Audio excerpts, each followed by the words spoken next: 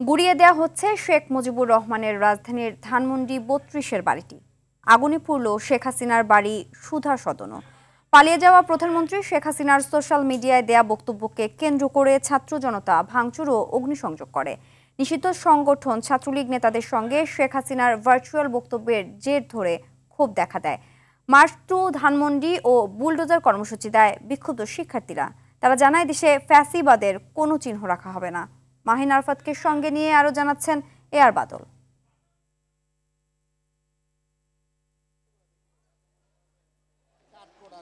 স্বৈরাচার শেখ হাসিনার প্রতি ছাত্র জনতার ক্ষোভের সব আগুন যেন এবার গিয়ে পড়ল ধানমন্ডি ৩২-এ শেখ মুজিবুর রহমানের বাড়িতে। বুধবার রাত ৮টার পর মূলত ভাঙচুর করতে দেখা যায় বিক্ষুব্ধ মানুষকে। হাতুড়ি সহ যে যা পারে তাই দিয়েই ভাঙতে শুরু করে। ভেঙে ফেলা হয় বাড়ির সামনের দেয়াল সহ বঙ্গবন্ধুর প্রতীকীটিও।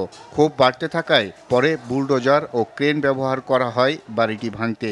এ সময় উত্তেজিত জনতাকে উল্লাস ও ঝাঁঝালো বক্তব্য দিতে দেখা যায়।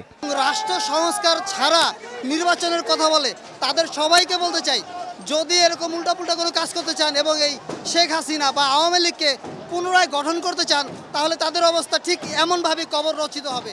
আমরা তরুণ সমাজ, আমরা চাই সুস্থ স্বাভাবিক যে পরিবেশ আছে বাংলাদেশে, ওই পরিবেশে আমরা বজায় থাকবো, সেটাই আমরা কামনা করি। ভাঙচুরে অংশ নেয়া বিক্ষুব্ধরা জানায় এদেশে ফ্যাসিবাদের কোনো চিহ্ন থাকবে না। শেখ হাসিনা দেশের বাইরে বসে দেশ নিয়ে ষড়যন্ত্র করলে আরো কড়া জবাব দেয়া হবে। আমরা ঘুরিয়ে দিব ইনশাআল্লাহ। আওয়ামী লীগের যারা প্রতিষ্ঠা করতে চায় তাদেরকে আমরা হুঁশিয়ারি বার্তা দিতে চাই, এই বাংলাদেশে আওয়ামী লীগের বিরুদ্ধে আমরা সবাই এক। যখনই আওয়ামী লীগের শব্দটা আসবে, দেশের যে কোনো পরিস্থিতিতে আমরা সবাই এক হয়ে এই আওয়ামী লীগকে প্রতিহত করবো ইনশাআল্লাহ। স্বৈরশাসক শেখ হাসিনা নিষিদ্ধ সংগঠন ছাত্রলীগ নেতাদের সঙ্গে ভার্চুয়াল মিডিয়ায় মিটিং করার খবর প্রকাশের পর সোশ্যাল মিডিয়ায় উত্তেজনা শুরু হয়।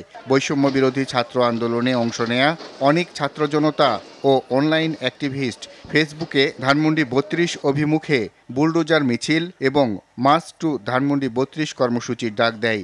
ওর বাবার পরিচয় ও বাংলাদেশে ধ্বংস করে দিছে, ওরে কখনো আমরা এই বাংলাদেশে রাখিনি, রাখবো না। কোনো স্মৃতি ওর বাংলাদেশে থাকবে না, ওর বাংলাদেশে কোনো স্মৃতি থাকবে না। এই স্বৈরাচারের স্মৃতি বাংলাদেশে আমরা রাখতে চাই না। স্বৈরাচার যত উকি ঝুঁকি মারবে, তত তাদের যে আস্তানা আছে, স্তম্ভ আছে, সেগুলো গুড়িয়ে দেওয়া হবে। আমরা বলবো যে ফেরাউন মৃত্যুর আগে তওবা করতে চেয়েছিল, কিন্তু হাসিনা তারপরে তওবা করতেছে না, তারপরে তার দোষর এবং তারা কোনো অনুতপ্ত বোধ করতেছে না।